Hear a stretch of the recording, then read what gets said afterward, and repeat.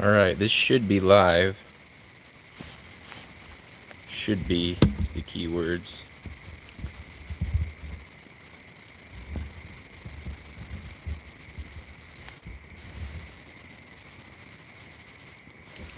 I have it listed as public. I have everything supposed to be going here.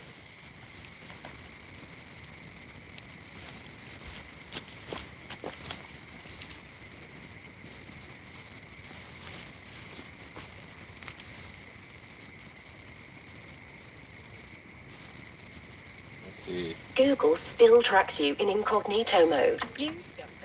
Alright, here we go.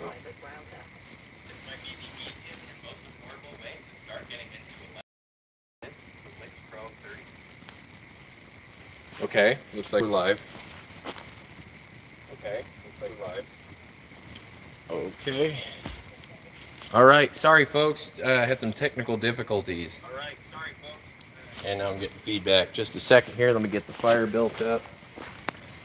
So, the plan was to kind of have it so I could run that phone separately, but I don't have service with that phone here, so I'm having to do everything with hotspot and streaming. Let me know if the video quality is any good, because I'm also busing a Wi-Fi signal to this, and I don't know how long my phone's gonna last. Should last a while, but just keep an eye on it. Just getting the fire built up here, and we'll get rolling in a sec here.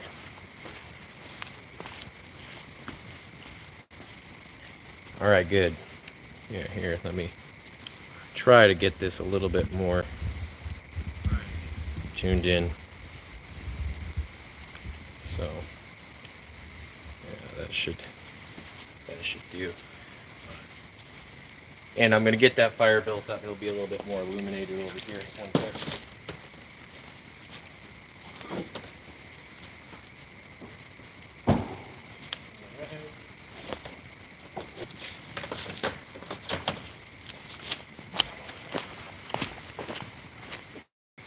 Real quick, get this here.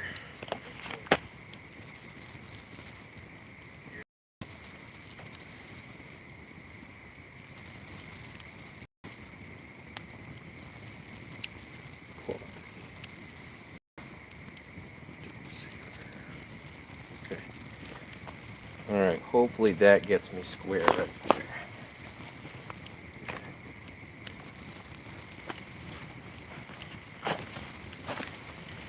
Well, thanks for joining me, guys. Appreciate it. And kind of a trick to get it all worked out, because I'm doing this. I just have this one little spot where I have 5G, and let me know. I'm gonna go stand over here. Let me know if you can hear me pretty good. I have the external mic on. Can you hear me all right? Because if I'm worried, it usually works. I haven't had any issues with it lately, but all right. Let's see here. Okay, sweet. Thank you. All right, I am now on the chat, hopefully.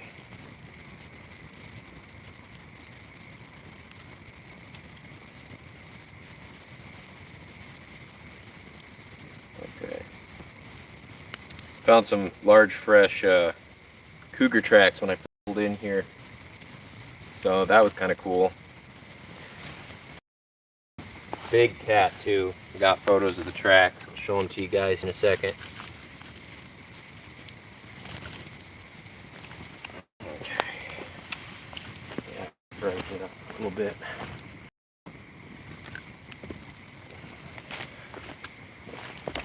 Try to get this fire kind of raging. I don't know how long my battery's gonna hold out, being it's doing the signal for the phone as well as the signal for the other phone. Just trying to brighten this up a little bit.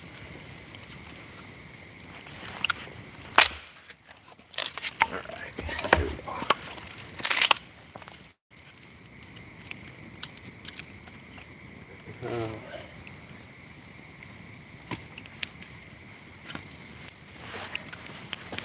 That should do. Yeah, it was pretty wild. The tracks were just right in the middle of a muddy road. So the reason I'm camping here tonight, is this area has I just had a recent report, just popped up the past couple days, came to us through a friend of mine, and wanted to get right out here. Got an audio recorder already up, and yeah. Okay, let me see here. Should be able to see pretty decent.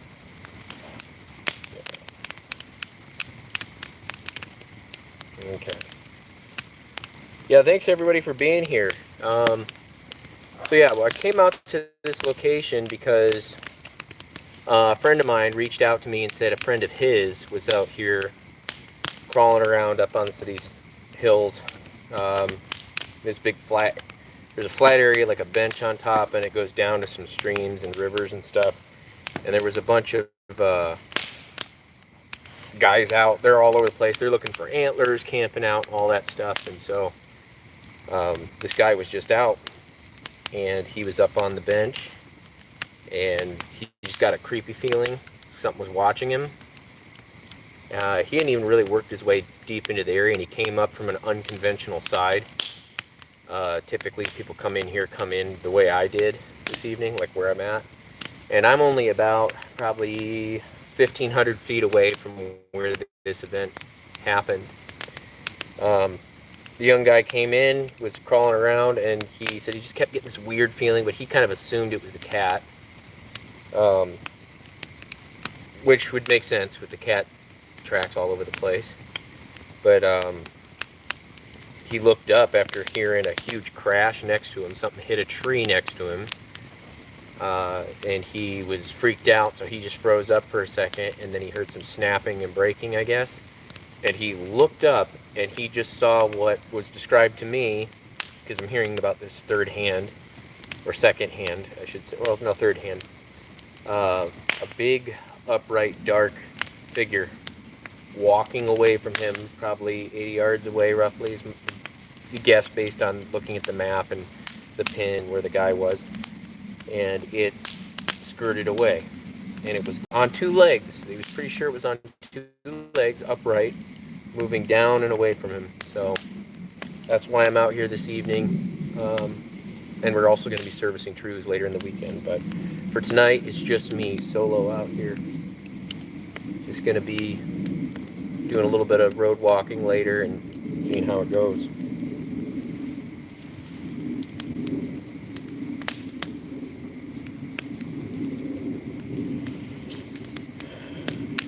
Alright, yep, everything seems to be working. Just going to double check the other phone in a second, but yeah, I'm pretty used to getting out on my own. I've been going out on my own for years. Ever since I was a teenager, I'm used to it. I've crawled all over the place on my own.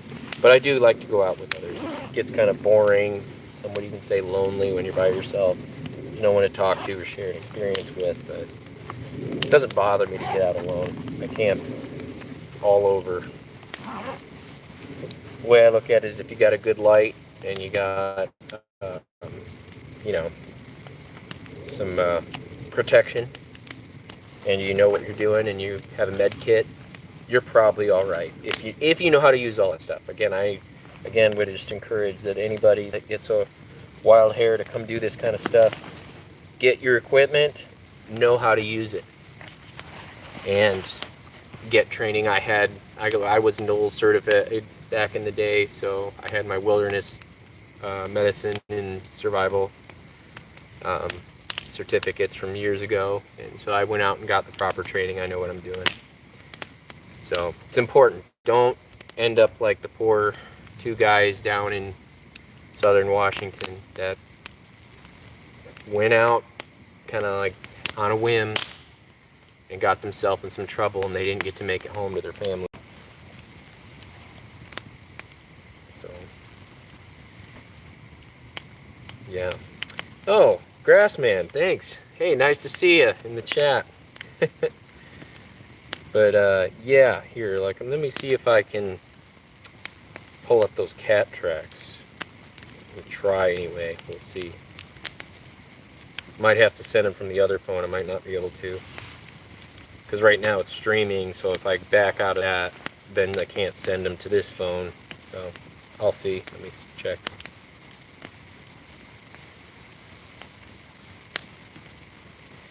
Yeah.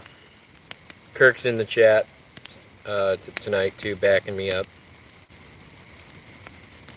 Did hear some snapping and breaking while I was setting up camp, getting all my stuff charged up on my power station, and there was some breaks down that way, and then the fresh cat tracks right in the road here, which was pretty cool. I broke up some firewood, so I've already made my presence known, made some noise. So hopefully that was enough to draw something in. I got my audio recorder already out, got my thermal right here with me, ready to go. It's like, it's not cold. It's like 45, 46, something like that. It's like I'm cozy. I'm just in a hoodie. I'll have to get into the down jacket later, but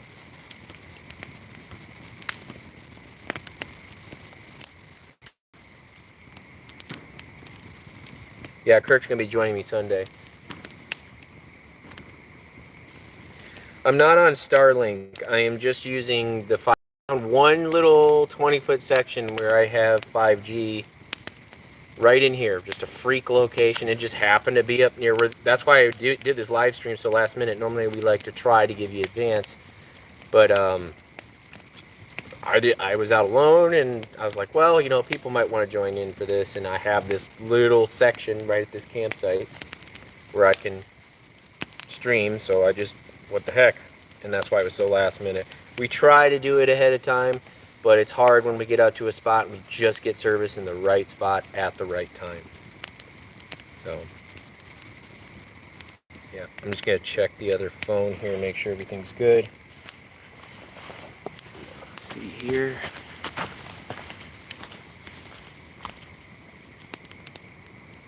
Make sure everything's good. Oh, yeah.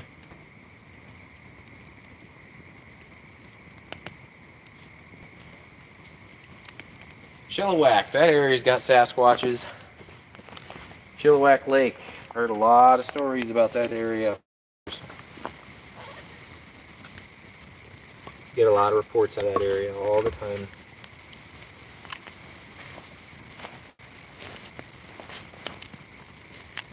One sec here, I'll check in with you guys. I just want to make sure this is all running good and nice and hot and bright.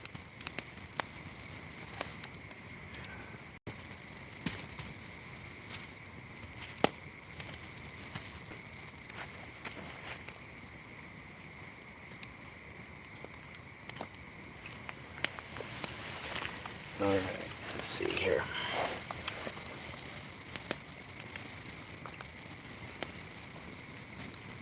Alright.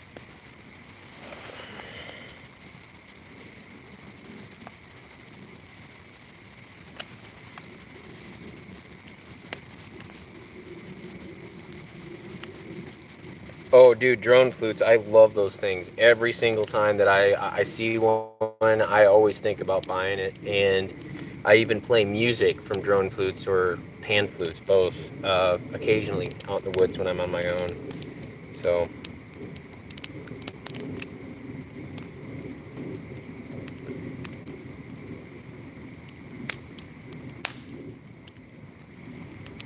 yeah, Gerald's in the chat. Yeah, Gerald's played his out here with us. It's pretty great.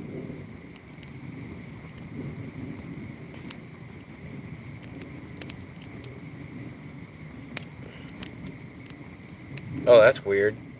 The salt lick being moved. That's crazy.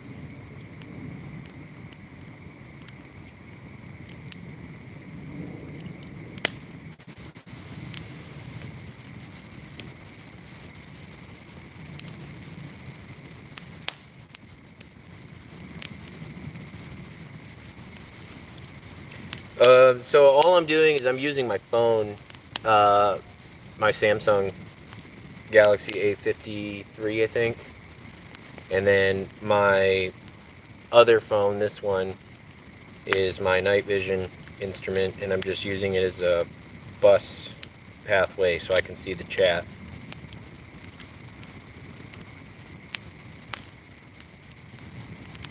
Fire feels really good.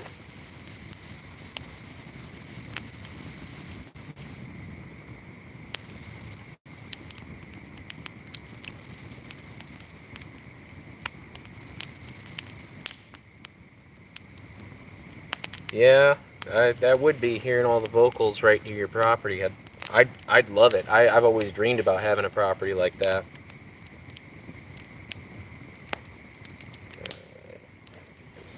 Up here.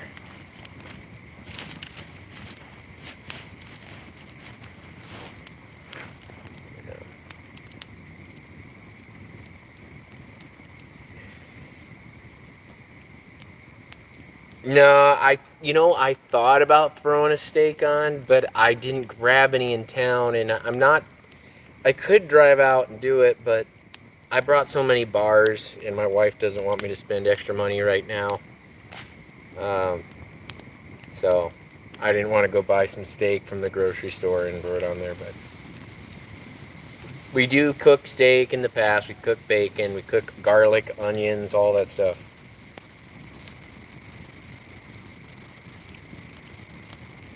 Yeah, I'm out here alone.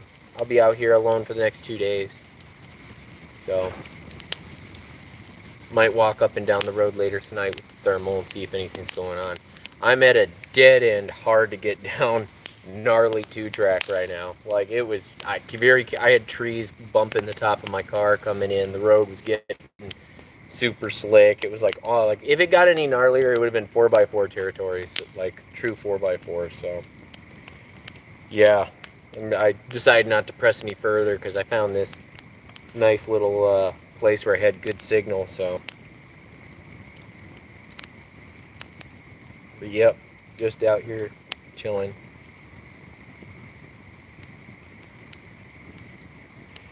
I don't know if I will be live tomorrow. It depends on a few factors and if I have to move my camp or anything. I will try to get you an update on that probably tomorrow around 4 o'clock.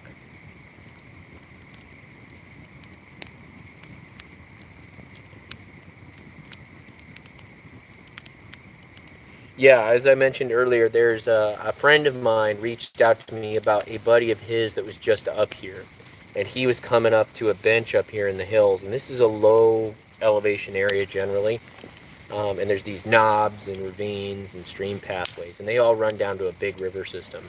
So this is where stuff comes down to get out of the weather. And about 3 weeks ago, we had a weather front come in with a big bulk of snow. And it probably pushed things down. So something was hanging out in here. The guy came up and was just looking for sheds and tooling around, and he felt watched for a while, probably about 40 minutes coming in, and then he kind of heard a huge thing hit a tree right over his head, and it broke like it was lobbed at him, thrown at him, and he spun around and looked to his right, I guess, and there was a big, dark, upright figure walking very, very quickly, smoothly through the forest away from him, going down the hill, I guess, or down toward the hill. So elevation, I believe I'm at about 1,400 feet right now. So yeah, it would be nuts if one showed up. I mean, I specifically chose this spot because of how close it is. I'm about 1,500 to 1,700 feet away from where the event occurred. So I'm hoping that my voice carries and projects. There's a flat in here, and there's a channel running down. I'm just up on the edge of it, and I'm hoping that my sound carries down toward anything that would be hanging out. So it would be nuts if something happened on the stream. That'd be probably a first. Probably has never been done before. So crazy. It would be crazy.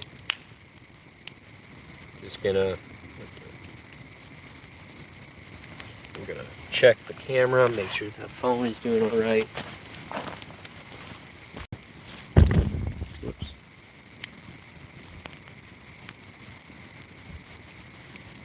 Yeah. Okay.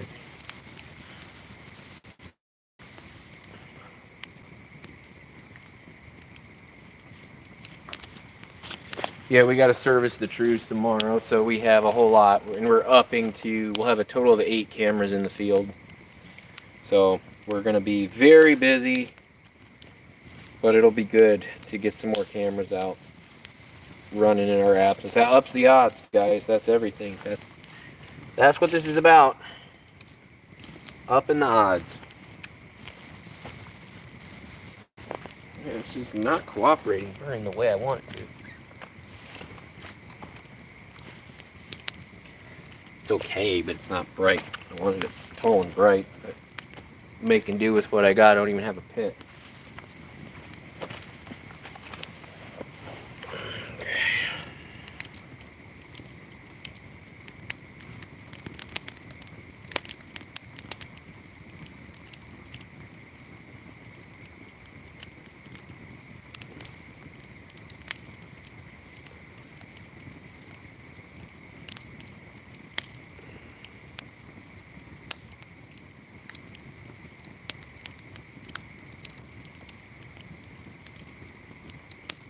I mean, I would say it depends. The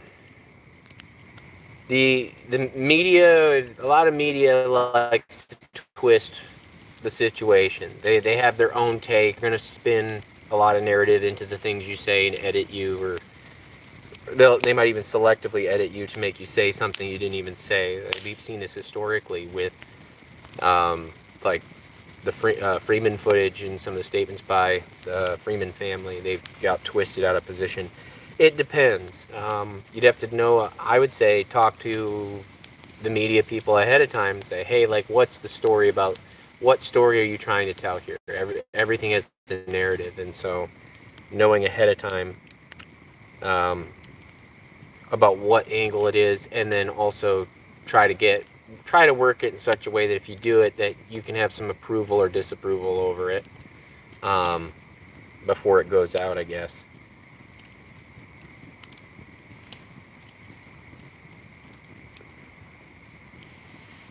And also really try to nail down the scientific aspect, the researching, the question. Where is this? If there's nothing to this, where does this data come from?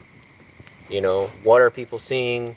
What is causing this trend line of reports at certain times, at certain elevations, in certain areas, around certain resources? It seems to mirror biology, you know, and that's something that I don't think a lot of people nail into the story, to the media heads when they're talking and putting their stories out.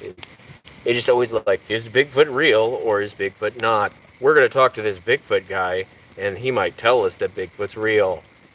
But with all of the hunters and trail cameras, Bigfoot can't be real, or can they? It always goes that direction. It just every time.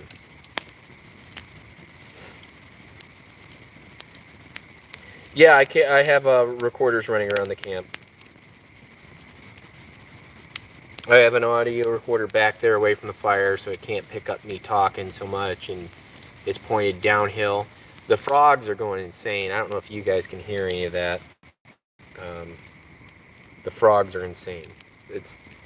I don't know how much I'm going to hear tonight, but it's worth trying. Got a good probably 60% moon out right now that I can see. So, yeah. Alright. I'm going to try to show you guys the night vision on this thing. Yeah. So, one sec here. So, the night vision. So, I bought this phone for the night vision. See if I can do it here. Go back to video.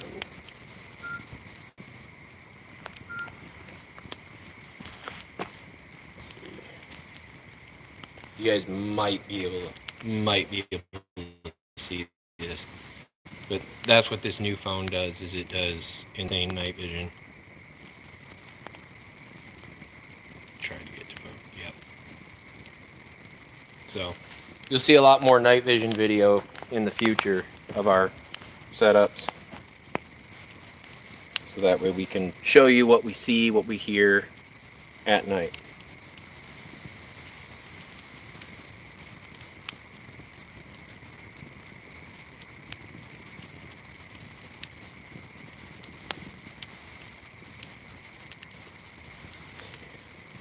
I am tinkering with AI for pattern recognition in like audio and stuff like that. A number of others are ahead of the curve before me on that, but I've been for a long time using different platforms and mapping softwares and taking report clusters and looking at times, elevations, looking for probability.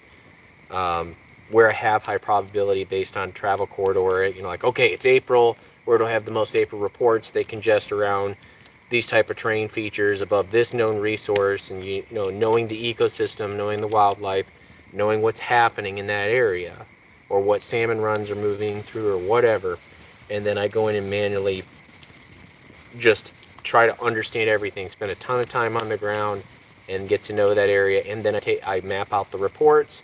And through that, many times you do see trends. You can see trends in the reports themselves. So, yeah.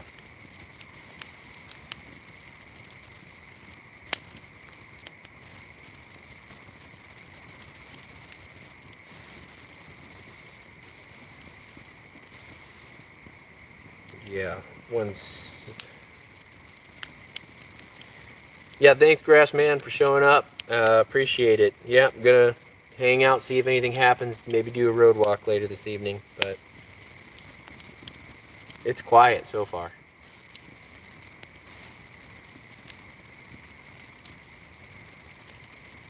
Gonna get the fire boosted up. Let's see here.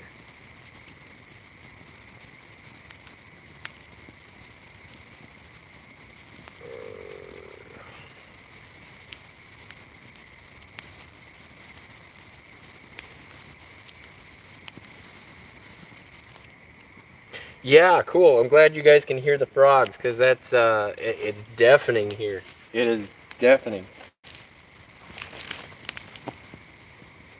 They really know how to get things wilding out up here. It's just crazy. Let's see if we can get this to the middle. And finally starting to get some coals going here, so hopefully I can have the fire going for you guys here pretty soon.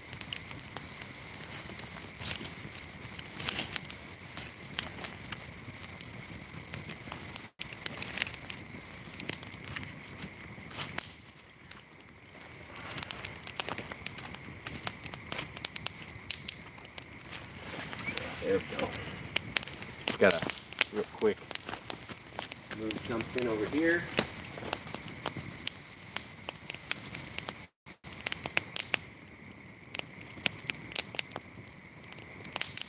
Where did I put that thing?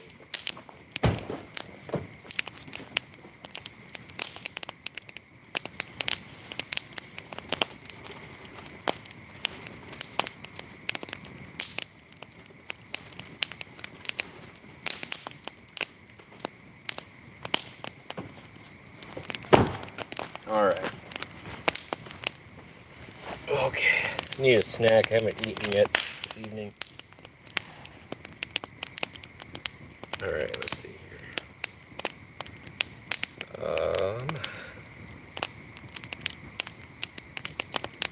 I did hear some brakes earlier, but that could have been anything. And like I said, there were brand new cat tracks on the road. I may have jumped a cat right off the back here, so I have no idea. But something definitely came toward my camp upon my setup earlier. I could hear it snapping twigs off as it was moving through, but could have been an elk or a blacktail taking off and plowing through stuff. I have no idea. Appreciate that, Hiker Dave. We're trying to represent as best we can what, you know, the scientific angle looks like in pursuing this topic and deeply examining it and then sharing it with people. That's our goal, so thank you. I did hear some birds alarm calling down that way earlier too, by the way. After I initially got here, parked and got all the engine noise off, half hour went by as I was kind of just looking for a place for my tent, and I kept hearing birds down that direction going off, so something was disturbing them. Yeah, I'm actually talking to a number of property owners right now to try to get permission to work with them and on their land, and maybe deploy some trees. That would be ideal. It's a situation like that, but that takes building a relationship and getting trust from the property owner, and that we're, have integrity, honest, and all that stuff. So that is really, really important. And people in the backcountry, they like their privacy. They don't typically want to engage on this stuff, or they don't want people to know that they have this stuff happening, and they're worried it'll get out, or that the location will get published. That's a big concern. So we try to assure everybody that their information is private, their locations are private, nothing that they'd want to, nothing that they wouldn't have anything to be concerned about if they worked with us. So we try to assure that. Yeah, I have my handheld right here. So this is my handheld thermal right here. And this guy is what I will be using all night tonight as I walk around.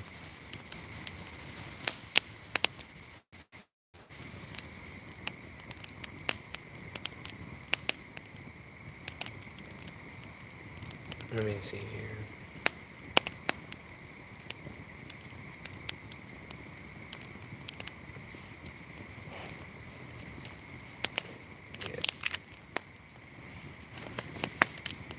Feels good to just sit by a fire. I've been cooped up all week, and my life's a little crazy because I've got all these projects. It's spring cleaning and projects going. It gets to be a lot, and we're trying to ramp up the channel, to put more videos out and do more research as the weather's better and we can get higher in elevation. And we were very, very successful the past couple weekends. We did go out. We did manage to find a set of tracks, it looks like.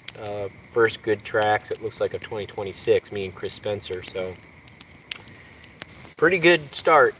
And so we're going to be hitting that area pretty soon too. Me and Chris plan on going back and camping out in the bottom of that basin and seeing if something reacts to our presence.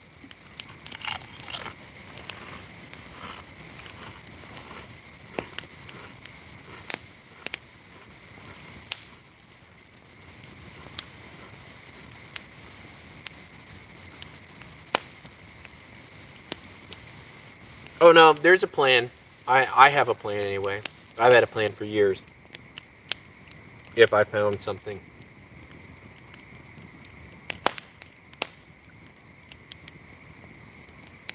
No, we haven't placed anything. Again, this is just an initial push into the area and just seeing what responds and how it responds. I am hearing something now, so I'm going to bust out my handheld.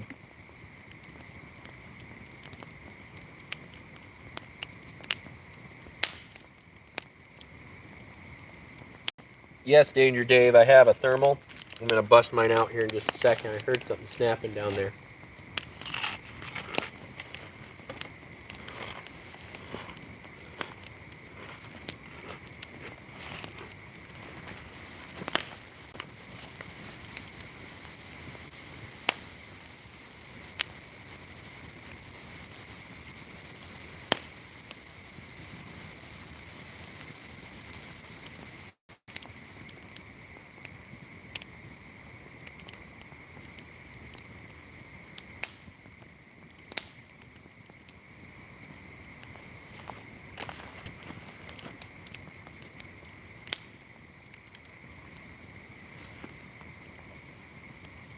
Absolutely perfect therming conditions tonight.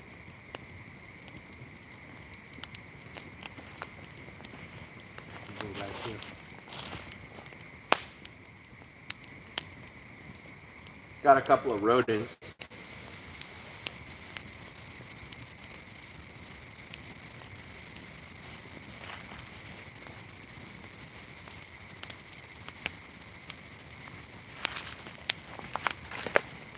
Yeah, I just hear the frogs, and I've seen 2 rodents so far.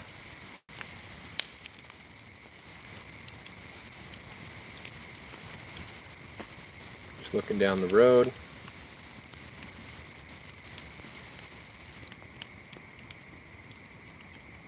All's quiet so far.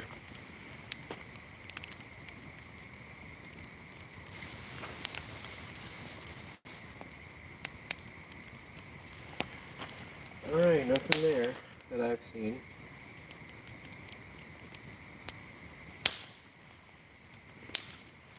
Hopefully something will come in. The night is really young, so.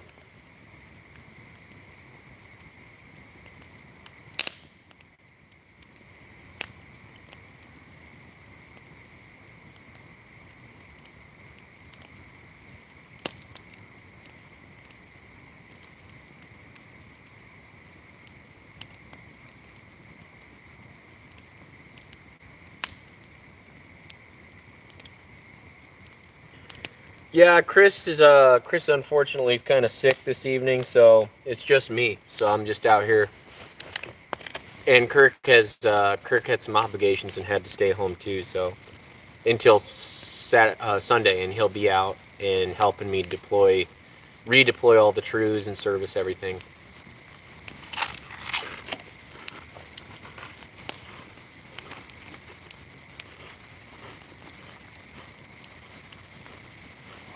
Holy cow, 1240 in Long Island. That's a lot.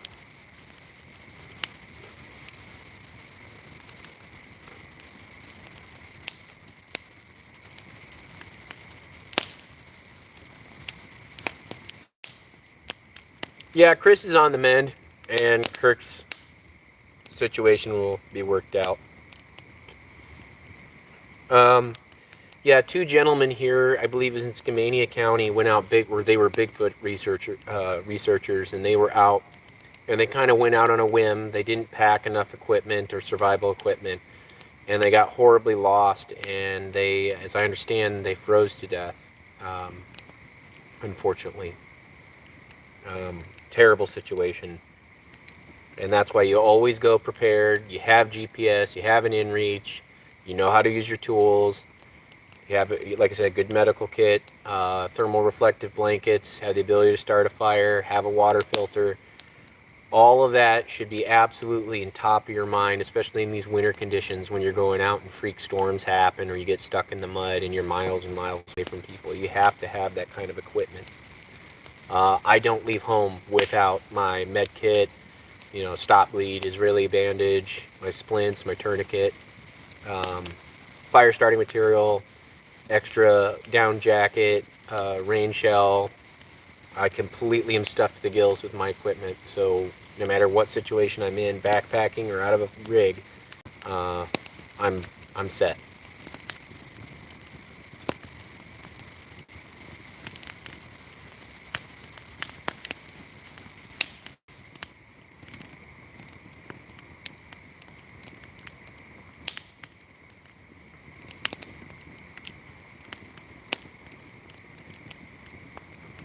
No, we've not had any interference from the government or anything like that.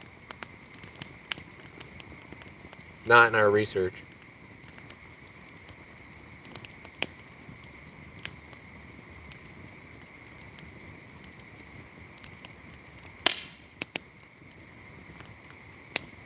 Oh yeah, Chris is in the chat. I see that now. Sorry, I have a little bit of lag because it's going to my phone and then to this phone from the Wi-Fi signal. Yeah, you need to let people know where you are going, what your plan is, and when you get just outside of that area, describe the location you're going to be and send them a Google Maps pin. And check in every 20 to 24 hours.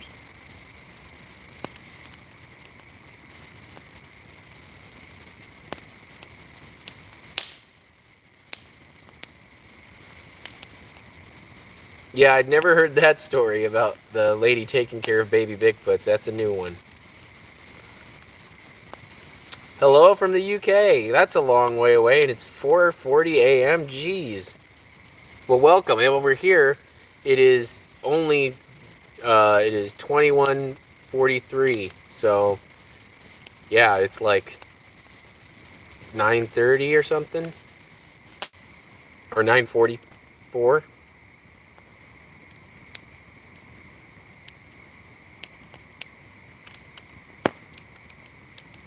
How longest you had to back up on a narrow path when blocked?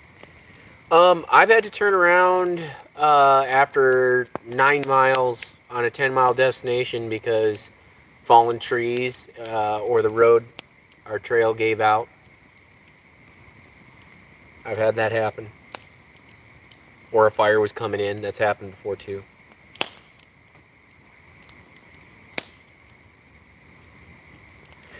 Yeah, we deployed a recorder. It is still running. So right now we're monitoring 4 different areas, sometimes 5. The 5th one is kind of like take it or leave it. We're probing, but we're not as seriously invested at this point. But no, yeah, that recorder's out running right now, and we're hoping to pick it up in the next, I think, 2 weeks. And we're going to check and see if anything's still going on. But we did find a good corridor. Those tracks were just absolutely great to find. But yeah, we're going to be heading back in there soon to camp out and see what's going on. I also have a trail camera to pick up from back in there.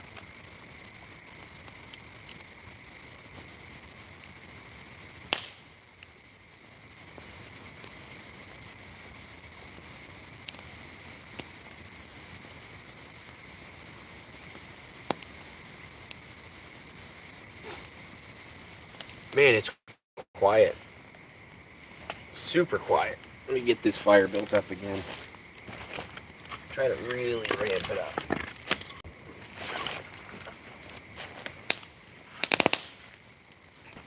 Alder's popping. We got fir and alder.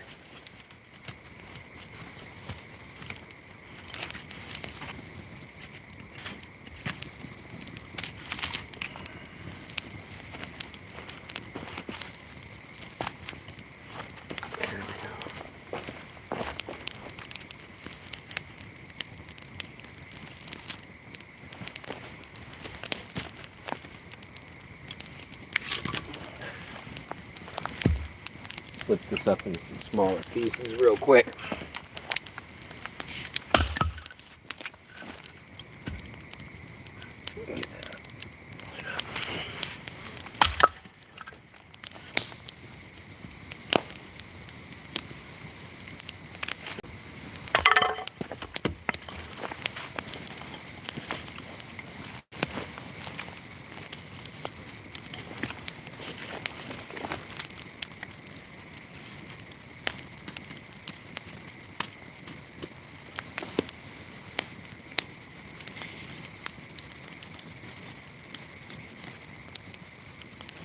Alright.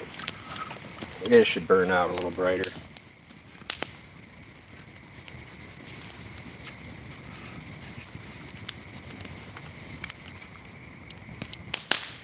There we go.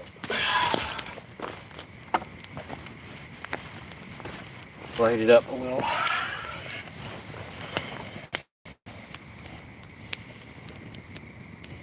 Alright, let's see here.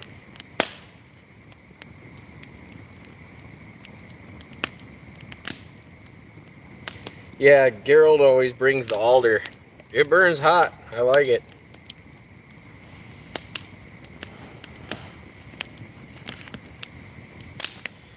Tonight's poison of choice is I'm eating, my healthy option is my RX bar, which is 3 egg whites, 6 almonds, 5 cashews, and 2 dates. This is gingerbread flavor.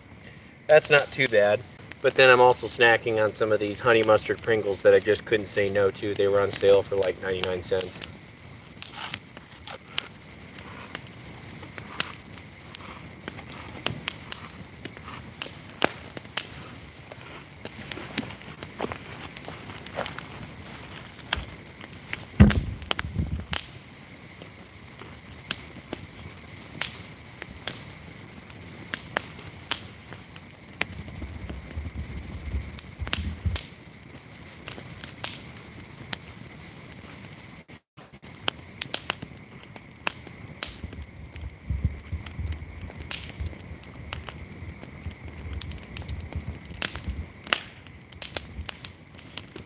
Hey now, Chris, you better watch it.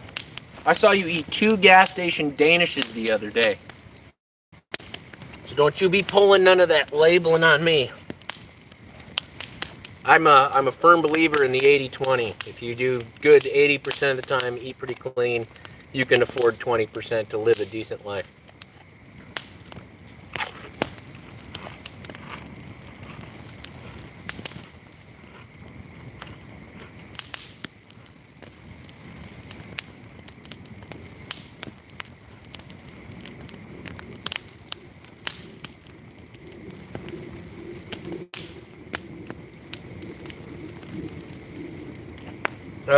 As far as bear, the bear are up. They're already up out here. Out here in Washington, in the low elevation, the bear the temperature goes for more than a week over 40, and they're waking up and crawling around for a little while, and then back in. When the temperature dips, then they're back in for a little bit. Coastal, they almost don't even hibernate. It's kind of that way down into California, but yeah, they're already up. I saw old bear prints just up the road, maybe a couple weeks old, week and a half.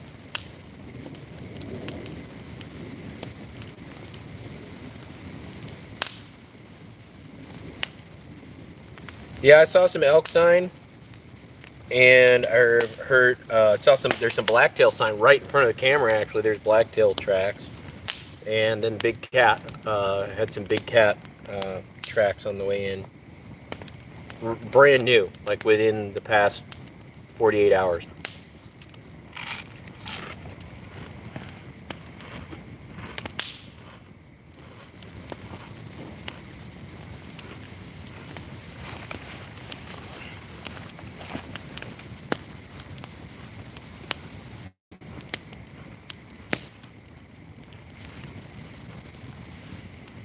Still not hearing anything.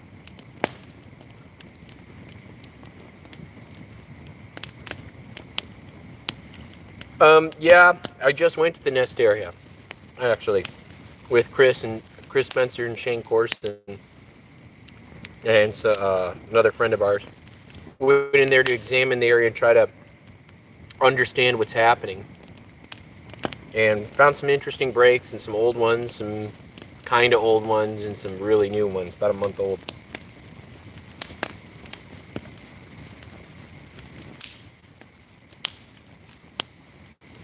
The danger level, I don't know. Like compared to driving a car, I mean, if driving a car is like a 3 out of 10 or 2 out of 10 or something, this is like a 1.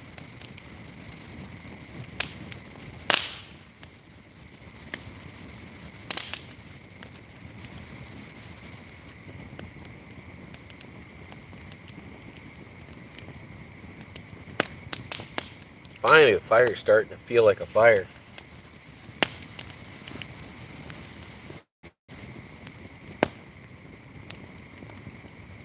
Yeah, Chris basically, who's lecturing me about poison, got food poisoning, and that's why he's not out here with me. Because he was going to come out, but...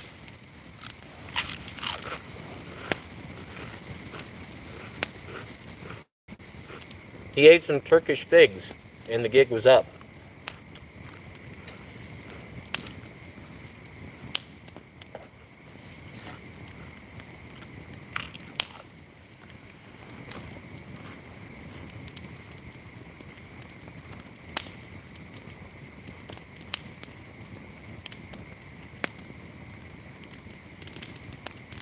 Yep, it's just me. I'm out here solo. I go out. We like to go out as a group, but I get out a little bit more than the other guys can. Because I'll go out every weekend, or at least an additional weekend in the month. So I'll go out and do solo stuff, crawl around, backpack in somewhere, camp out. So it's my thing. I love it. I love getting out, just being able to bushwhack wherever I want and drop a tent. It's great.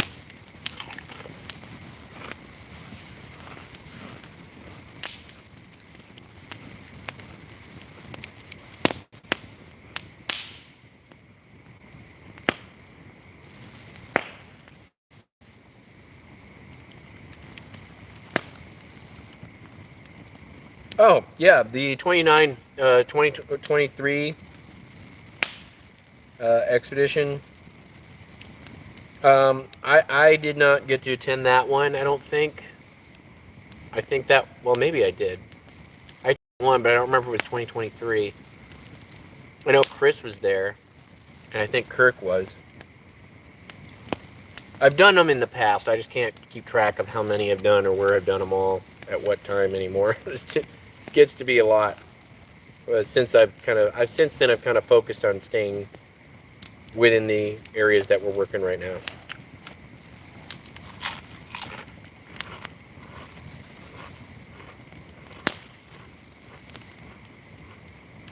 Take it easy, Hiker Dave.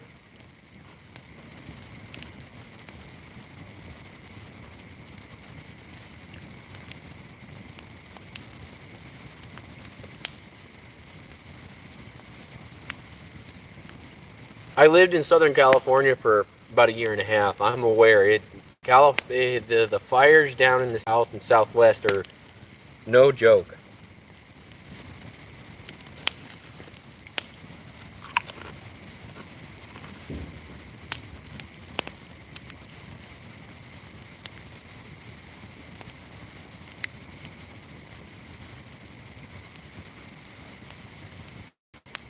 Just heard a really weird metallic, like tank flex type sound. It was very weird. I don't know if you guys heard it on the live stream. If you back up, maybe you might be able to hear it. Very weird. It sounded like a giant, like, water tank that heats up in the sun, and then it dong. Like, that's what it sounded like.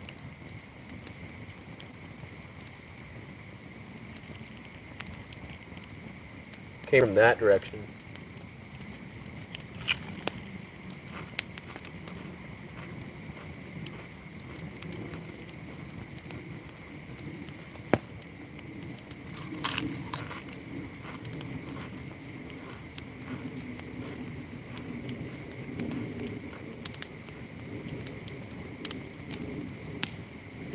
I mean, there are people that'll tell you this is the thing. It's all about how prepared are you and what you have to meet the circumstances. So going out alone, walking around at night, I would not tell the average person to go out and do that. You have to be, some people would say, a special kind of stupid, or you're just you're pretty prepared and aware, and you have your eyes out. You have the right tools. Depends. It's all a matter of perspective, is what I'm saying. But I do not encourage people to go do what we do, because they probably don't have the level of experience doing this, or they're not aware of all the circumstances and prepared for the situations as much. There's a lot of people that kind of like, this is weekend warrior type stuff, and if that's the level that you're at, I probably wouldn't recommend. Yeah, go solo out in the woods, with a penlight flashlight and some bear spray. I would caution that. I would say go prepared, be properly outfitted and armed, and have your tools, know how to use them, get comfortable with them, use them often in controlled situations, and then move from there.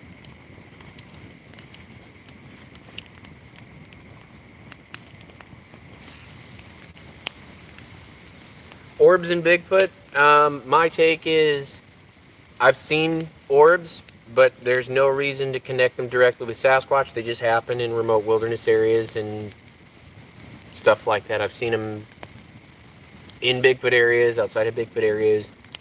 I don't know what they are, but I don't see them all the time either. I've only seen like 3. 2 for sure. One other time I'm unsure of what it was.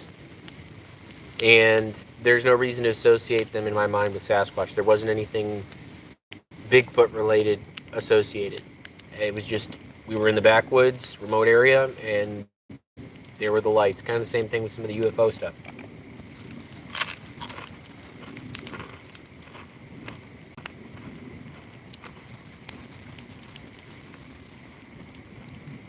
Washington State, Central Cascades. That's where we are.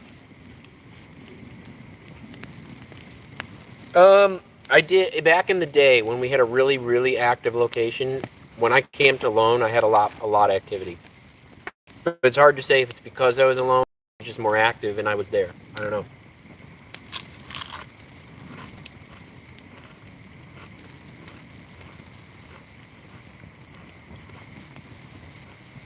Oh yeah, lichen, mosses. These are very overlooked resources.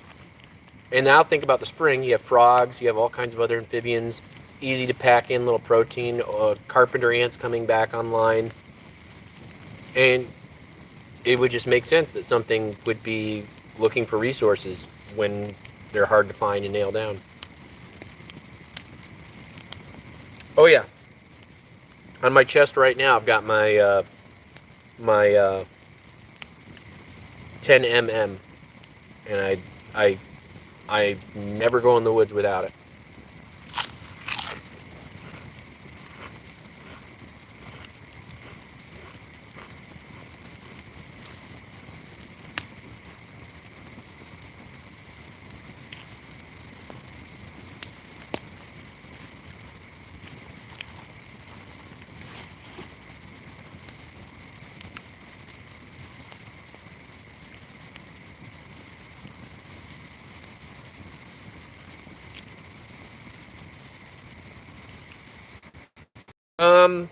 We've recorded them consistently in one location throughout time, doing similar vocalizations from similar locations. Like within a few hundred yards of a spot, they've done it before. We've recorded what we believe is Sasquatch doing now.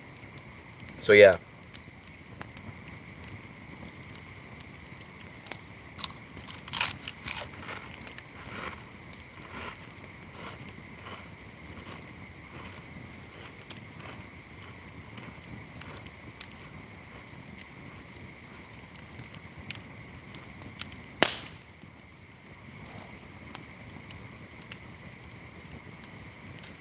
I mean, maybe. It's hard to turn down honey mustard for like 99 cents. Tall tube for 99 cents, honey mustard. I couldn't walk past without grabbing it.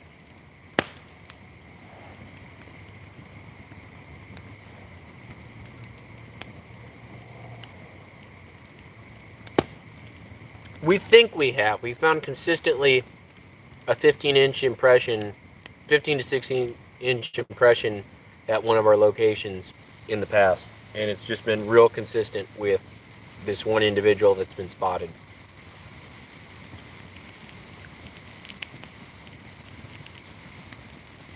Can you hear the chips? Really?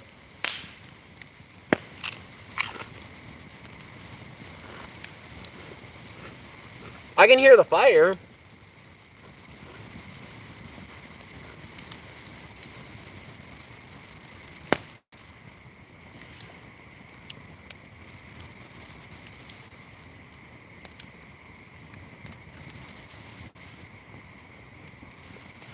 I'm sorry, guys. I didn't think you could hear this.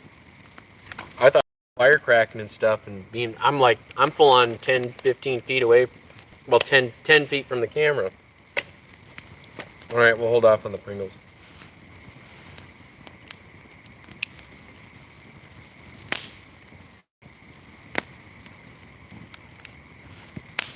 I'm going to decide against leaving the Pringles outside of my camp right after the bears have emerged. I think I'm going to avoid that.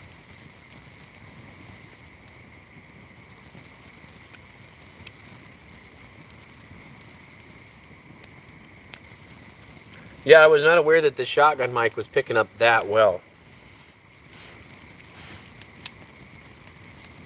Sorry, folks.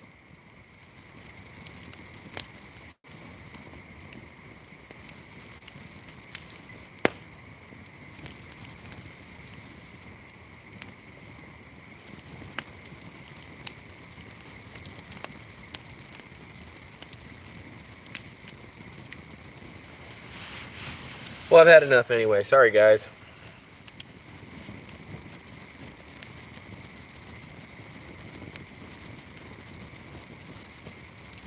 My nose isn't whistling. That's crazy. I don't know what the fire is making weird noises with the alder and stuff, but there's no way you can hear my nose whistling.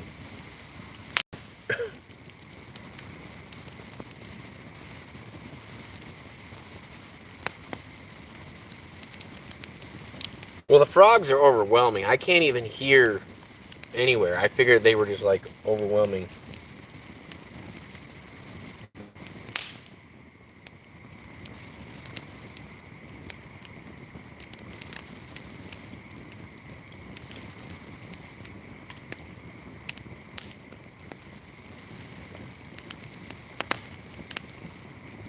Well, if you're hearing crunching still, it's not Pringles. It's the fire.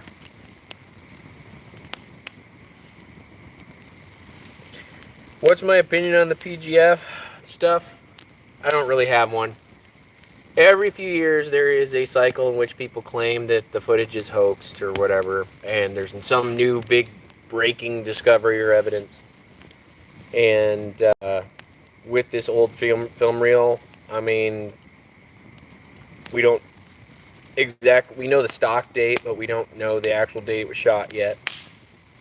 And there's a lot to be worked out, so I'm just gonna hold off and watch the documentary. But the tracks don't look to be fake. The mechanics look outside of human capability.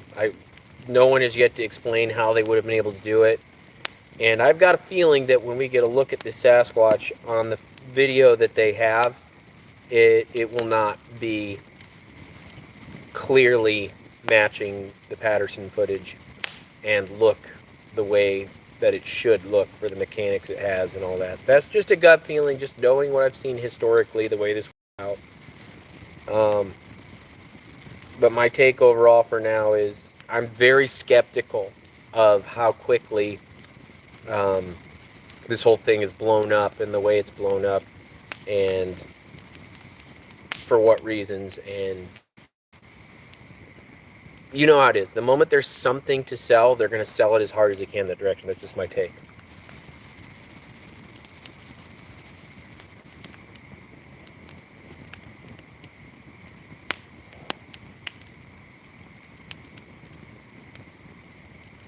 I'm not wearing a jacket. I'm wearing a hoodie. There's no way you can hear my hoodie.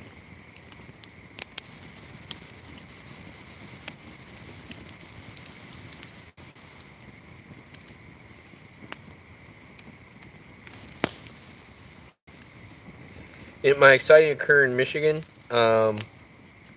central Michigan, right about middle of the mitt.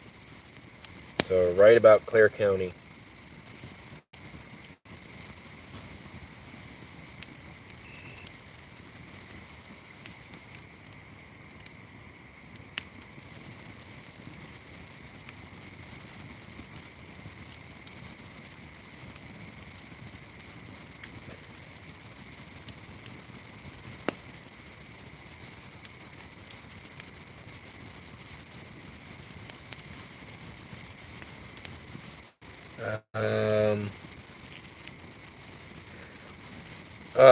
Rope walking elephant. I have had a close range sighting in daylight, and I'll full on go on record right now and tell you it would look very similar to what the Patterson-Gimlin film shows.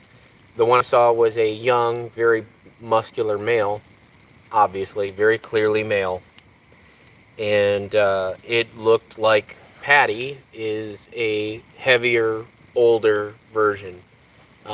With different hair color and a little bit difference in the modeling on the body. And yeah, but it looked very similar.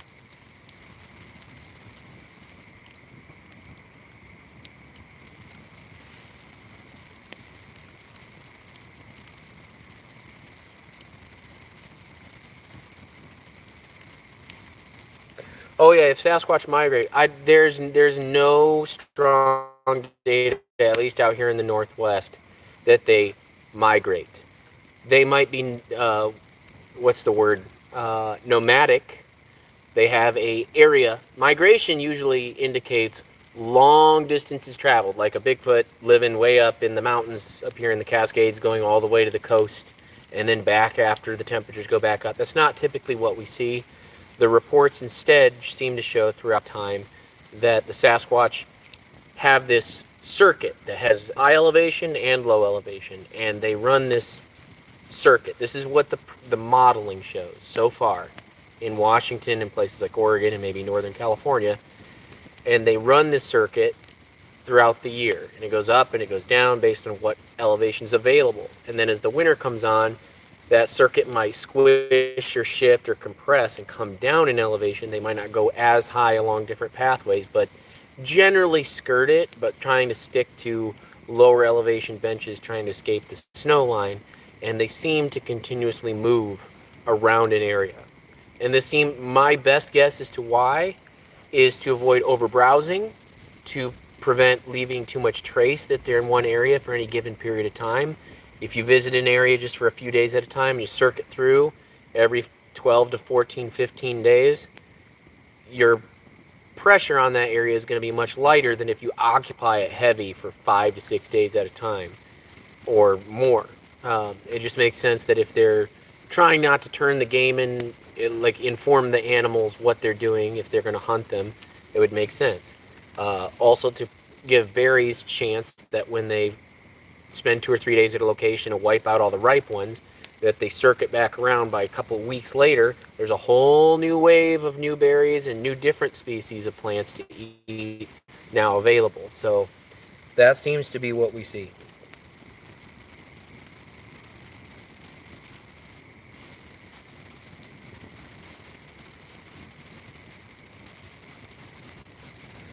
I don't think eDNA is losing traction as a valuable tool. I think that people and studies that have been willing to fund or operate them have reduced because the labs are at capacity post-COVID, picking up on other projects. And so that's where their time is going. And then also Bigfoot research, admittedly, I think has been in a bit of a lull. So people pursuing has been at a much lower rate than it had been prior. Kind of those things together.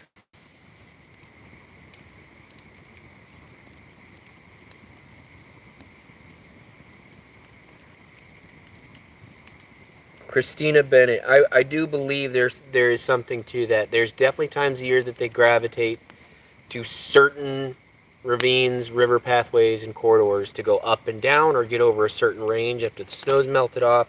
They do seem to have favorite to go-to places.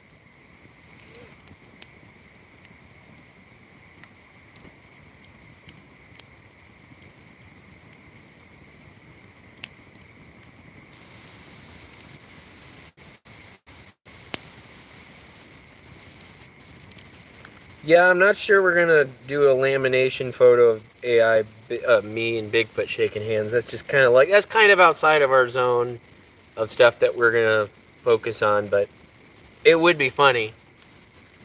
I have seen people take like Bigfoot dolls and leave them out on stumps next to their apples and stuff like that. I've seen that.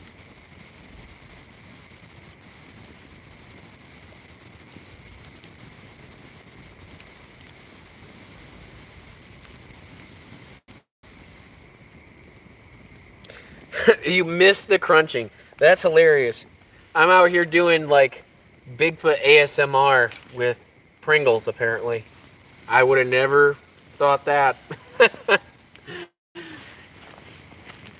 See the ASMR is these videos where people like wear fingernails and clack stuff and scrape stuff or whisper in microphones, and it's a huge thing. I don't understand it.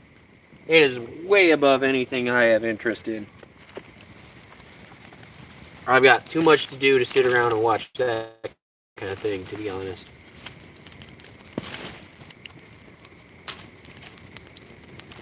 Here, let me see if I can get this guy back up in the fire. There we go. Let's see. There we go.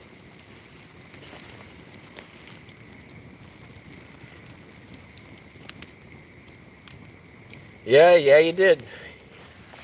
You got me. It is quiet. I'm probably going to yell here in a second. Might do a loud yell and see what happens. I'm going to check the phone, make sure we still got enough juice to keep going. Alright, let's see. Alright, I got enough for probably 20 more minutes, and then I'm going to have to close her down, but we'll go ahead and try a yell. When I say yell, I'm just going to yell, hey. Real aggressive, yeah, hey. And where I'm at, there's no people around. There's some private property about a mile away on the other side of this ridge, so, but no one can hear me, and I'm just going to go, hey, and just see if that stirs something up. Just human type sounds. We don't like to do a whole lot of Bigfoot vocalizations and knocking, because that can kind of like, you can trick them every once in a while, but you can also educate them. They can kind of figure out what's going on and stop responding over time. Okay. This is going to be very loud, so I suggest you cover or your ears or turn down your volume in the next 3 seconds.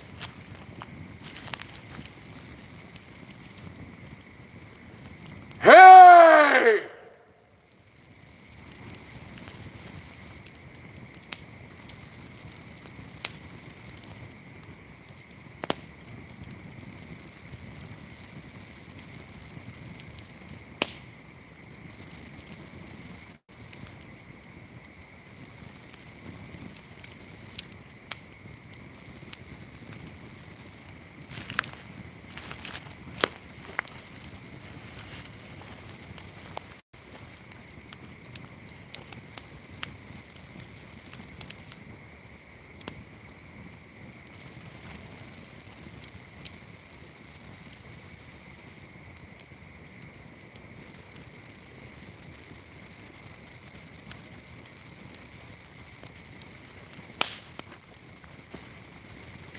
Yeah, I can do some really creepy sounds. I trained my voice over the years to do different impressions, different kinds of things, and I've done a lot of practicing of Sasquatch vocalizations and stuff like that. So my voice is very flexible, so I can do all kinds of different things.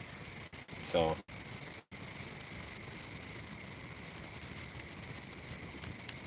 What's it like seeing something that's not supposed to exist? It turns the world upside down for you. Everything now gets questioned all over again. All the fundamentals, reality, your ability to put trust in what you've done, what you see, what you've experienced, what other people see and experience, how accurate their perception is. You completely remodel everything you understand after that. And then you're also terrified of any space in which you don't understand, or it's opaque, like being in the dark or in a difficult to see tight area, or it's super thick. You get anxiety even thinking about that kind of stuff. But after years, it's become manageable to the point that I'm not freaked out by it anymore, and I've had enough Sasquatch experiences that I'm used to it. So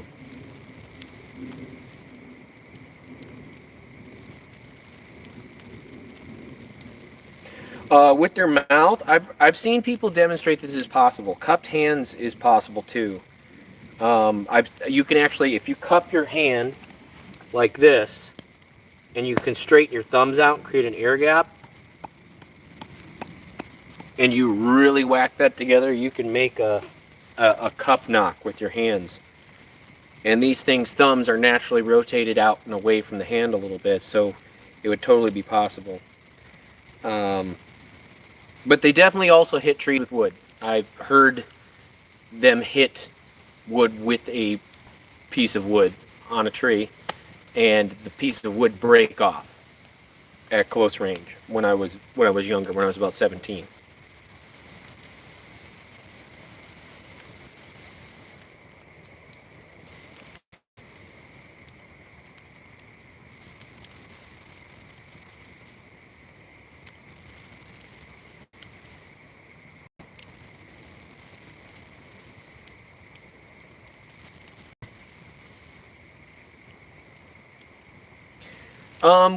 We've left out things in the past. We haven't done it recently because we've never really had terrible success doing it. But we've tried everything.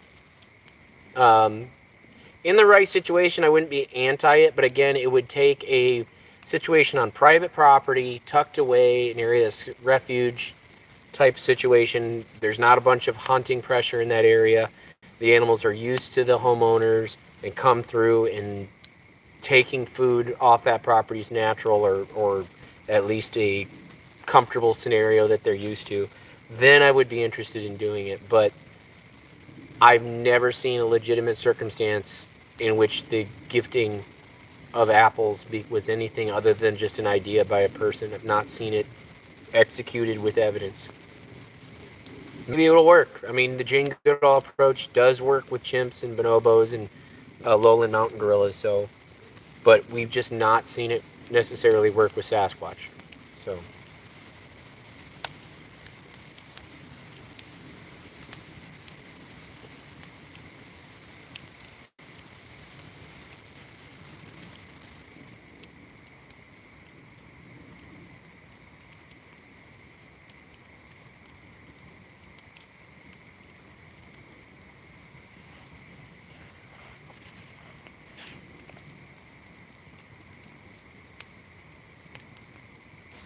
Man, all I hear are frogs and distant owls.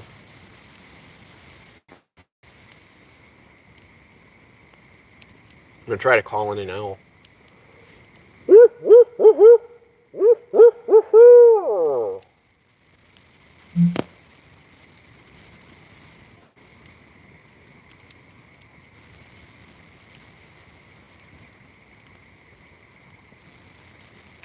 I heard a distant impact of kind. Probably from private property.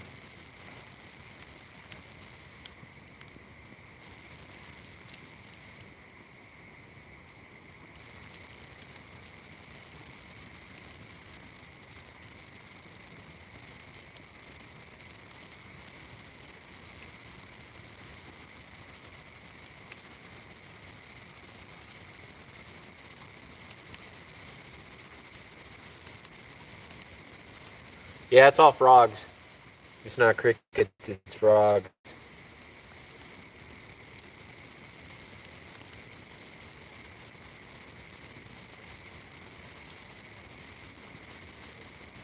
Saying something in Mongolian, that would definitely be interesting. I played Himalayan throat singing out in the woods before too. Never had anything happen.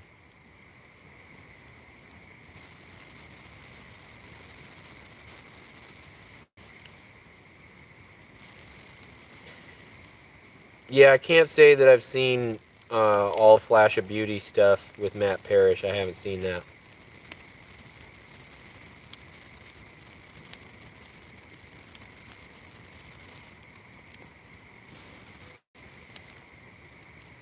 I just got an owl back that way. During this time, which is the breeding season, as Chris likes to tell everybody, you can call owls right into your camp. They'll come right. You'll have 4 or 5 of them right over your camp if you consistently call in the nighttime. Oh wait, looks like hey, it just fixed itself. Can you? I don't know if you guys can still see me. And all the situations. Hold on 1 second. Let's see.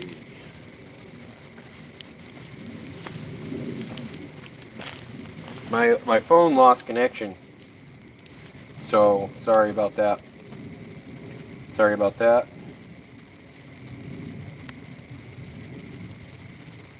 Okay, so it's back. Yeah, I did not get eaten or taken off with, so I'm still alive for now. So sorry guys. I don't know if you were expecting a horror movie, but it's apparently not happening tonight.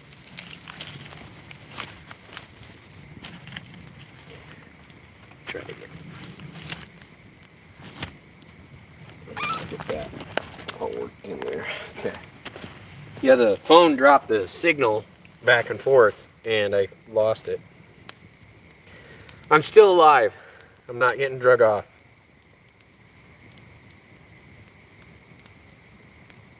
Sorry, I'm not sure what happened. The whole signal just dropped.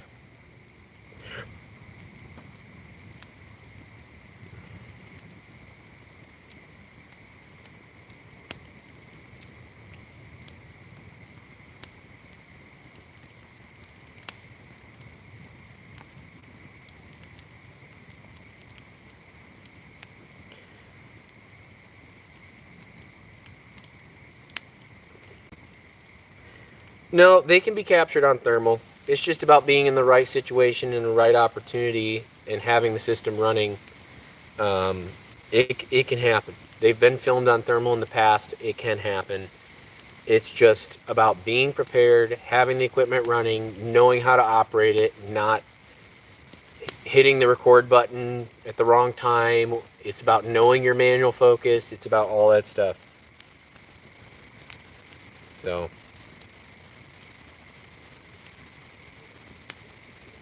no, I think it was I think it's just because the satellite. I think it's a satellite thing. All my other equipment was fine. My audio recorder's still going, phone's going, this phone's going. It's just the satellite, so seems to be fixed now. So I have a story about electrical failure, and what I'm talking about is, this is where people would say, "Oh, the electronics failed." 99% of the time, it is human error. You used old batteries, or you're in a place that has naturally occurring electromagnetic fields that drain electrical devices. It's too cold. And so it pulls pulls on the electronics. You get corrosion in the electronics as they get old and wet after repeated use, and they stop functioning correctly. Now, we had a situation in 2015 where we camped out and we had Bigfoot activity, and the recorder died. I think it was like 38, 40 minutes after we started the recorder. So like an hour and a half later, a Sasquatch came in and was vocalizing right outside of our camp. But the recorder died because the temperature had plummeted to like 28 degrees, and I didn't insulate my recorder. And many of these high-end recorders have a metal body, so they're like basically a temperature sink. They just pull whatever moisture and cold temperature in the air gets stuck to them, and it kills the batteries. And when you're using cheap batteries, which I was, the recorder just tanked. Had it happen to thermals too, but get this. It happens to thermals when they get old because they're pulling harder on the batteries because they're corroded and they need more power and juices. This is what we typically find. I've yet to have electrical failure with brand new equipment in good conditions when a Sasquatch was around with new equipment. I've just not had it happen. We've had good recorded great vocals in the past, and had interaction, and were able to document at least our side of what was happening.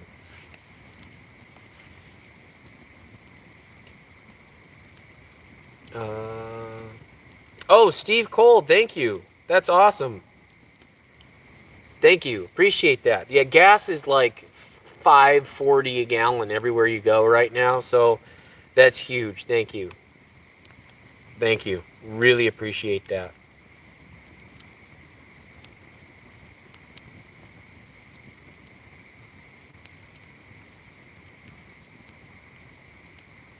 I hope they're creeping around out here, the Sasquatches.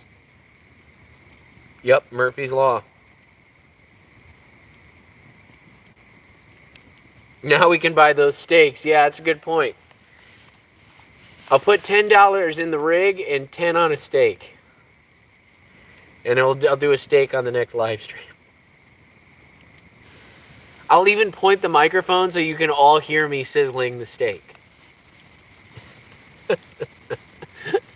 That'd be funny.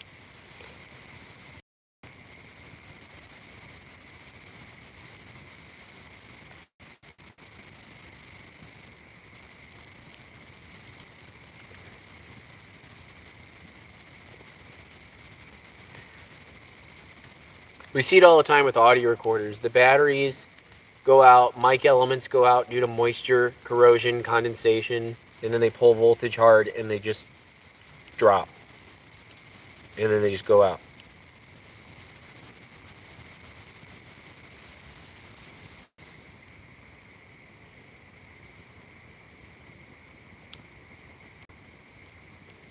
Those owls I thought were going to come in for sure.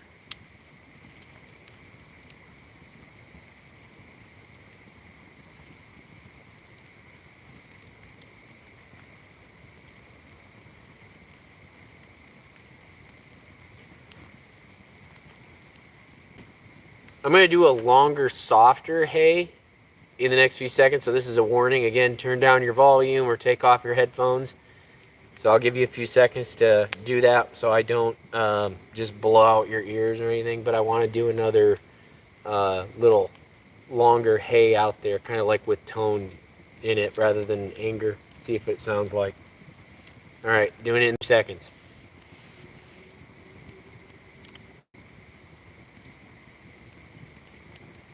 Hey!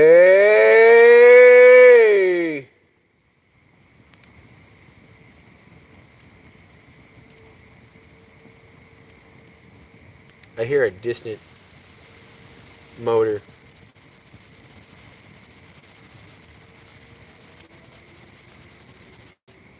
Sounds like a motorbike. Do the clown? I'm not doing the clown on this.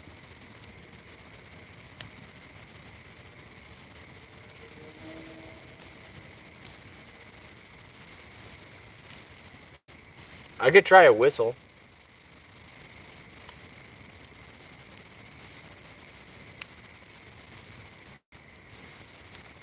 Chris hates it but loves it when I do the clown voice. It's so weird.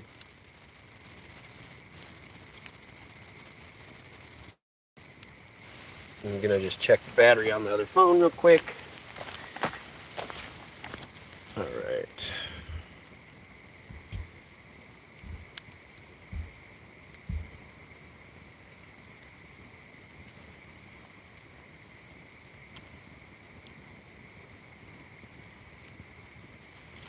Yep, just me tonight. And I'm way back in. I'm about let me think. I'm about 11 miles of road between me and normal civilization, so housing and all that in rural area.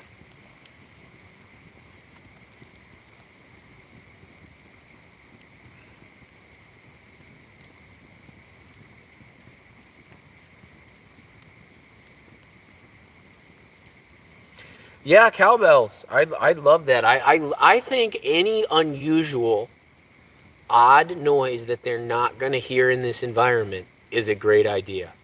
I'm very convinced that loud, unusual noises that have goofy frequencies. I don't care if it's a didgeridoo or wailing on a piece of sheet metal. I've done that. I've had what I believe to be Sasquatch experiences from wailing on sheet metal. Dropping rocks on old bumpers from Jeeps, laying out in the woods, stuff like that. Oh, Johnny Taylor, thank you. Thank you. That is awesome. Thank you. Oh, that's huge. That's $50. Wow. That's amazing. We really appreciate it. It makes a huge difference. It really does. It helps us get out more, afford our equipment, and yeah, thank you. That is awesome. We really appreciate that.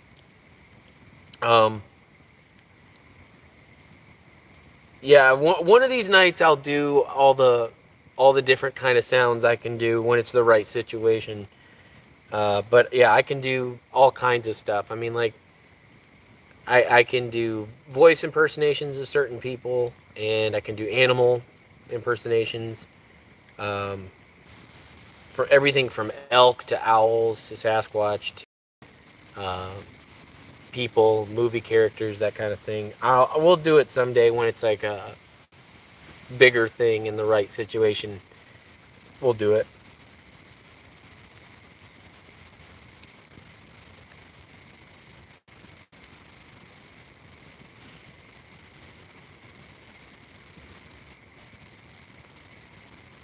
Yeah, screaming works. We've had that happen. Angry, emotional humans yelling at each other can draw stuff in. We've had that work. We're actually putting out a video soon revolving around something like that that we've experienced and that we instigated.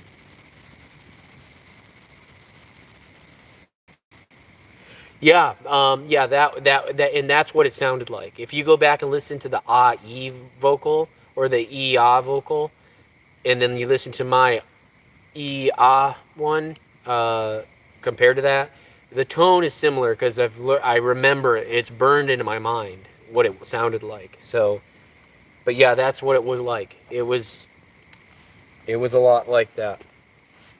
I didn't have the projection or the volume, but the tonality is very similar.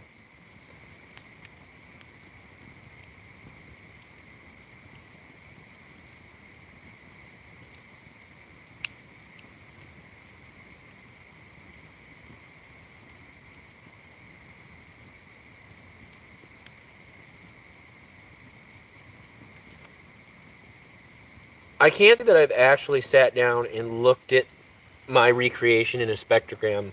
That would be an interesting thing, and it's a great idea. I think I will do that in the near future. I'm going to take a look around with the thermal real quick because I did just hear something behind me.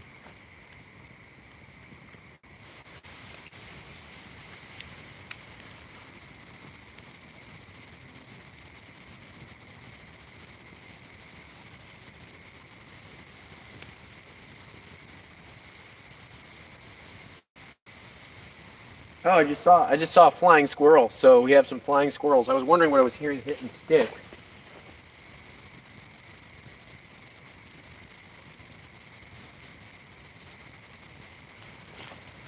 Just caught the last second of it whipping through.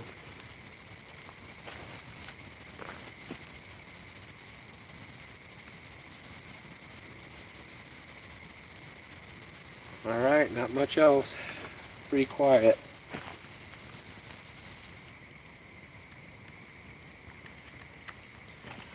All right, let's see here.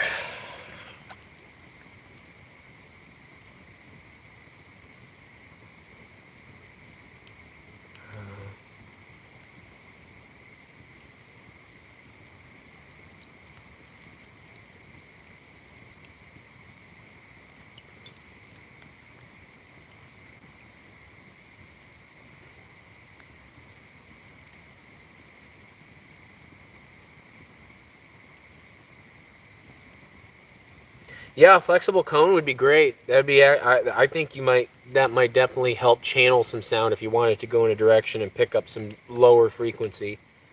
Yeah. I mentioned earlier about the capturing Bigfoot thing. I said we're just with the PG film. We're just holding out to see what's what. These kind of claims have come around before. And producers today and media, they clip things up to sound a certain way because there's money in it. And they drum up interest by saying one thing and then introducing another. There's a lot of manipulation, and conveniently a lot of the people that were there or have commentary on the evidence are no longer with us or unable to speak. So what we tell people is just hold off and wait and see and examine the evidence deeply on both sides. Don't just go, somebody said they were in the suit and just believe that blindly either. You got to do your research on both ends of the argument.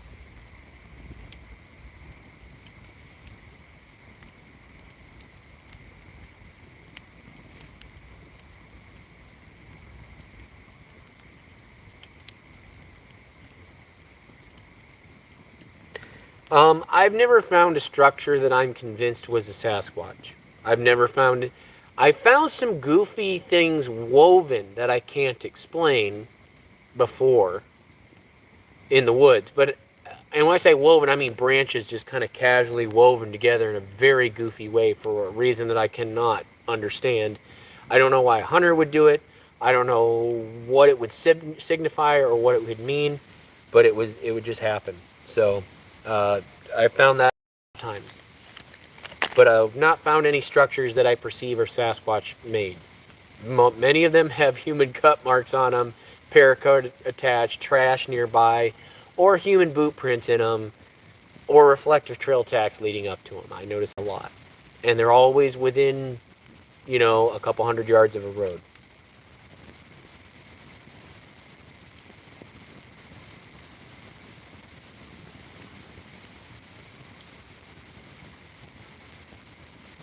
Yep, clever editing and snipping can people out of context can make you money in a film and stir up a whole bee's nest of crazy stuff.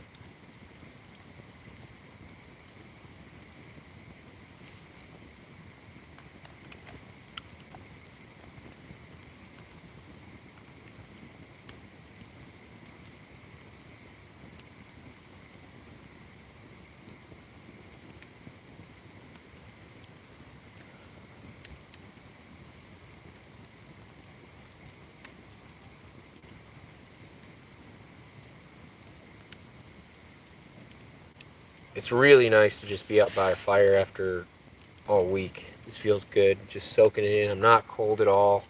I'm probably going to sleep like a baby. What is nice is that I did recently, we needed a power station, and my wife gets cold easy, and my son, who's just now turning a year old this next couple days, I purchased this heated sleeping pad so that way when they go out camping with me, I can warm up. I just plug it into the power station in the tent, and I have a heated sleeping pad and mat all night long. And it works for like 4 days off the power station. It's pretty nice. But I'm not even going to need it tonight because it's so cozy. But it's actually downright nice out here. Steady wind. I've not gotten any smoke. It's wonderful.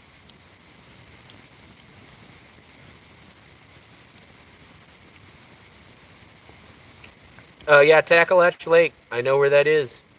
And it is eerie.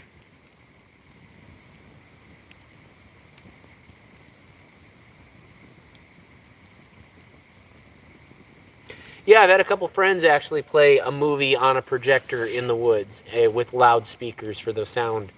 I don't remember if it's actually caused anything to happen or not, but it has been done, and it's fun.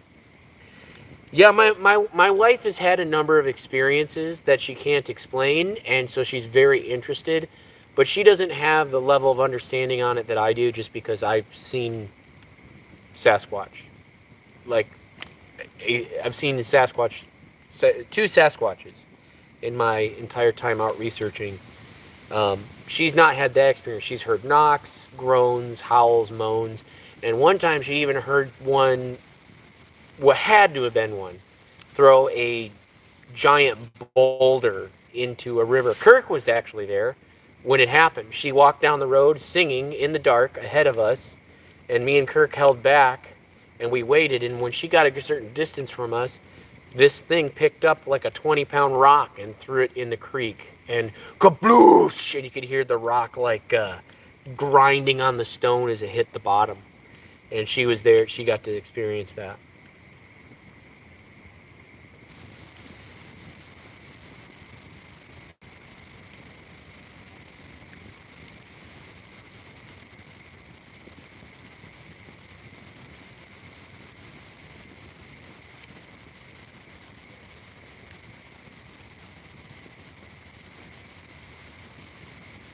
The frogs are nuts.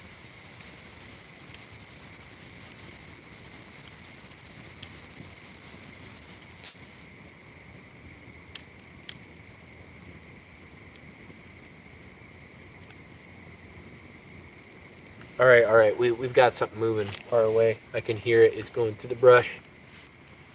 I'm going to try to get a look at it.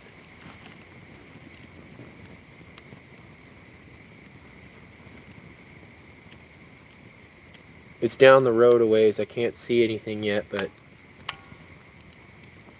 definitely heard something down there just pushing brush.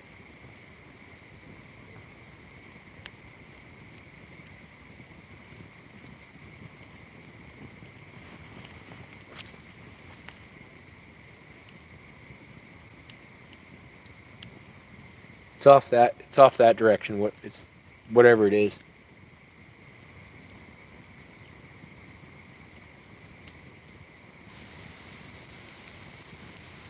It's got to be a deer or an elk or something. It's quite large.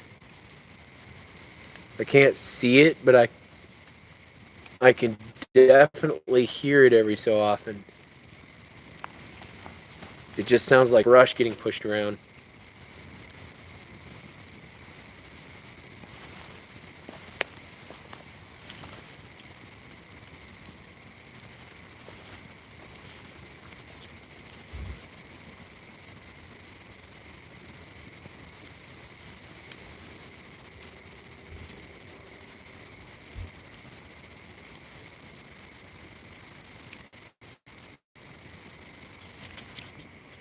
Yeah, I don't see anything, but that doesn't mean anything. It's pretty thick down there. So I'm just going to go back to behaving as I was before by the fire. I might add another log to that fire. Get it stoked up. And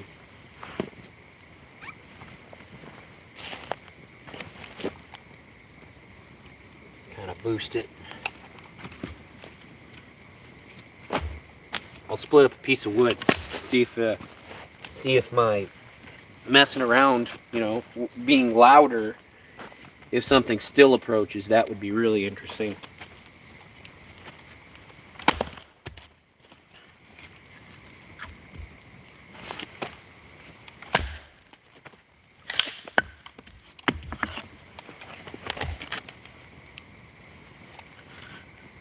I just heard a northern pygmy owl. Gerald loves those. So does Chris. They're bird guys. Alright, get this all perked up here. Okay.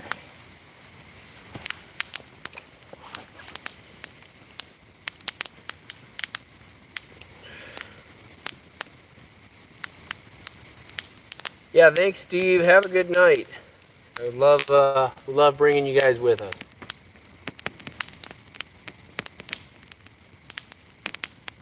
Yeah, I've heard of a few sightings up by the PCT near Mount Adams over the years. Not anything terribly recent, but a few years ago. They're in that. They visit that area in like September. The elk hunters seem to push them around. It seems like that's when I hear about stuff happening.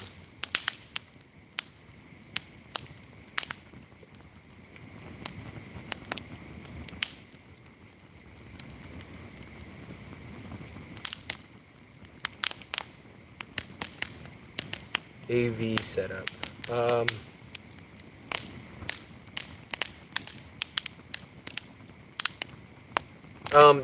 AV setup. I don't know. Do you mean vehicle, all-terrain vehicle, or something? I'm running. If you're talking about like video or anything, I'm running my handheld therm, and then I have night vision, and then I have audio outside of camp, and I have my rig. I have a 2006 Honda. I think it's 2006 or 09. I can't remember. I have to double check. I just blanked Honda Ridgeline all-wheel drive, and I love this thing. I can haul my stuff in there. Really convenient. Audio, yeah, audio, video. I have I have the night vision, which is on this phone. And this is 4K night vision. This is the Ulefone Armor 30 Pro night vision phone, and I'm using this to review the chat as well as the night vision and see out. I also have my ATN BlazeTrek 619 thermal imager, 640 by 512, and that does onboard recording. Great little handheld with a pistol grip style attachment. And then I'm running an Olympus LS7 audio recorder right outside of camp. And then obviously I have what's running right now during the live stream with my shotgun mic, which is a Movo VXR10 Pro external microphone rigged to my Samsung Galaxy A53.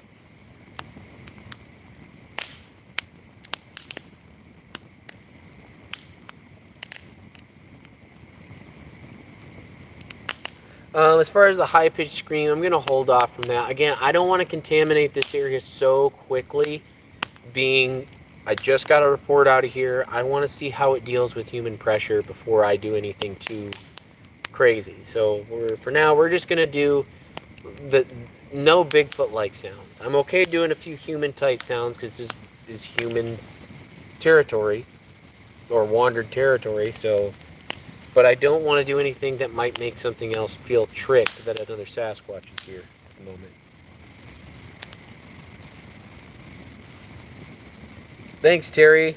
Yeah, well, it's pretty great. I'm loving it. I love getting out and being able to share this with you guys. Thanks for visiting, Ryan Baker.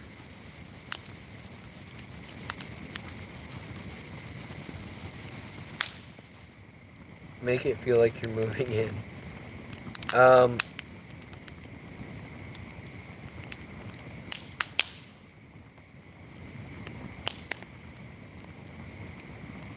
Mountains in Tennessee, love it. Yeah, we're gonna wrap up here in about 5 minutes, I think. battery on the phone's down in the 20 percentile or 20% range. So we'll be checking out here in a little bit. Has it been logged recently? Not this particular area, but areas a little bit, probably 4 or 5 miles away, or about 4 miles away. There's been recent clear cutting in the bottom. Yeah, the fire's great. It's been pretty quiet overall. Just some owls, northern pygmy owl, distant barred owl, and I heard a weird bang earlier, or like what sounded like a metal tank, really deep thunking on a tank, way off that direction. And then I did hear movement a little bit ago. If some kind of large animal is moving down that direction away from my camp. I thermed and I can't see what it is at this point.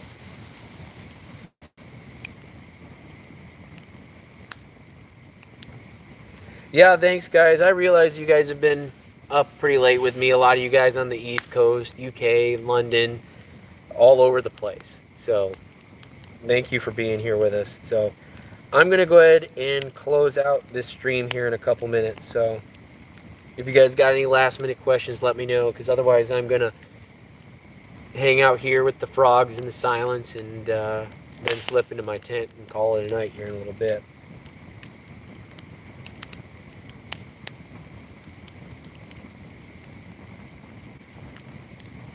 Yeah, there's a purple pink shimmer by the fire. That's refraction off the lens.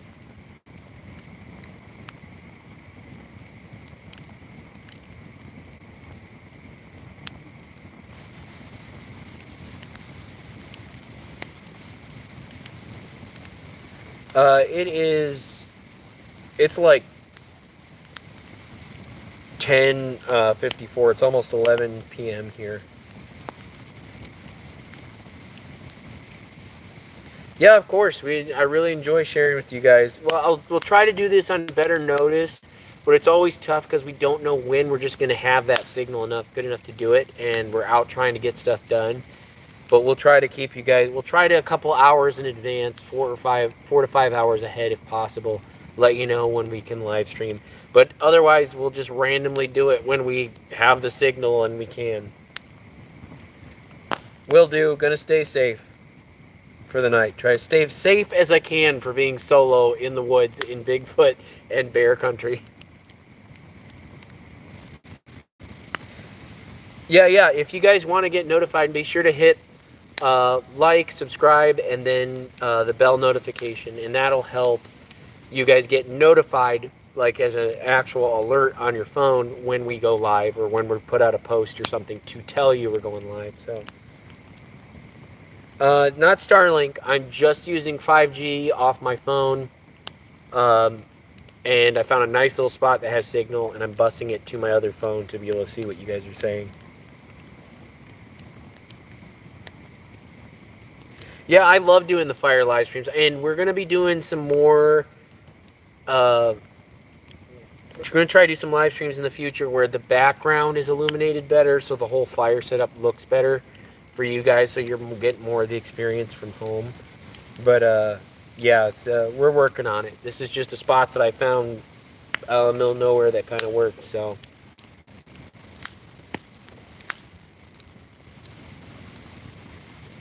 Thank you, Terry. Appreciate that. We do our best.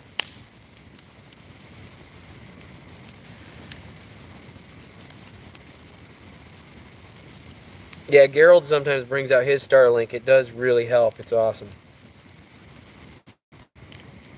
Yes, I have bear protection. A little bit, something better than spray. I have the capability of lead spray, should I need to. Appreciate that. All right, folks. Well, I am gonna close off this live stream now.